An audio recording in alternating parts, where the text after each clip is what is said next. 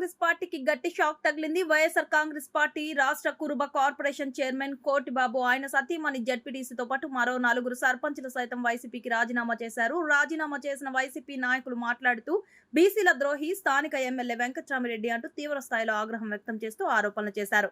Dharmavaram ticket కూటమిలో భాగంగా బీజేపీకి ఇవ్వడం, ఆ స్థానం నుంచి సత్యకుమార్ని అభ్యర్థిగా నియమిస్తూ పోటీకి దింపిన నాటి నుంచి వైసీపీలో రాజీనామాల పరంపరం కొనసాగుతూనే ఉంది.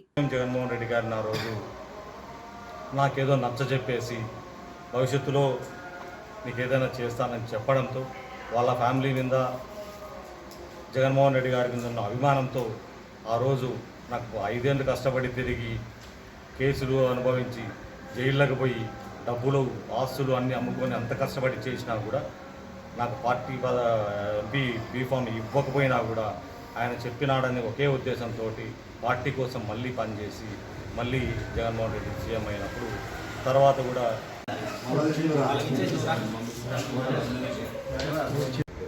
గవర్నమెంట్ లాగా అనిపిస్తుంది. 87లో రిజిస్టర్ చేసుకుంటే మా నాయన బతికే ఉన్నాడు. అప్పుడు ఏ రోజు వాళ్ళు వచ్చి ఆ డాక్యుమెంట్ చూపించి వాళ్ళు ల్యాండ్ హ్యాండ్ ఓవర్ చేసుకోవచ్చు లేదా సంస్కరణలు తీసుకొచ్చాడు. ఈరోజు గోవాలో ఒక క్రిస్టియన్ కమ్యూనిటీ మొత్తం గోవా నిండా క్రిస్టియన్ కమ్యూనిటీ వాళ్ళే ఉన్నారు. అట్లాంటి దగ్గర కూడా మన మోదీ గారు విజయం సాధించారంటే ఆయన ఎంత మంచి పథకాలన్నీ తీసుకొచ్చి ఎంత మంచి జనాల కోసం చేస్తున్నారో వాటికంతా మేము ఆకర్షించబడి ఈరోజు ఎన్ఆర్ఈజీ కావచ్చు, ఈరోజు స్టేట్లో మనకి ఇల్లు ఇస్తున్నారు, జగనన్న ఇల్లులు ఇస్తున్నారు.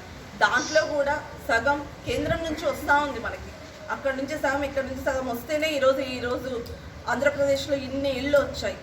అది కూడా మనకు మోదీ గారు ఇచ్చిన అదృష్టమే అది కూడా.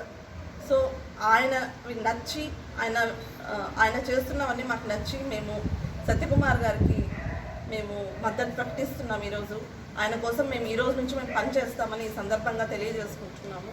అలాగే నా మండల ప్రజలకందరికీ ఇంకొకసారి విన్నవిస్తున్నాను, బీసీలారా మనం ఇన్ని రోజులు నీచమైన దురదృష్టకరమైన సంఘటనలు ఎన్నో ఉన్నాయి చెప్పుకోవాలంటే. పర్సనల్గా మా బిజినెస్ల్లోనూ మేము ఈరోజు కాలేజీలు మూసుకున్నాము, అన్నీ పోగొట్టుకున్నాము, ఆస్తులు పోగొట్టుకున్నాము, అన్నీ చేసినాం. ఎక్కడే కానీ ఎమ్మెల్యే ద్వారా ఒక చిన్న సాయం మా కుటుంబానికి కానీ మాకు కానీ అందించలేదు.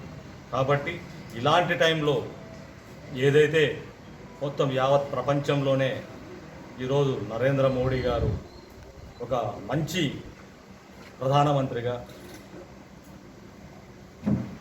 తను తెచ్చిన ఎన్నో ఏళ్ళ నుంచి సమస్యతో అల్లాడుతున్న అయోధ్య సమస్య ఏ విధంగా అయితే ఒక్క చుక్క రక్తపు బొట్టు కూడా చిందించకుండా సాల్వ్ చేసి ఈరోజు దేశాన్ని గర్వించేటట్టు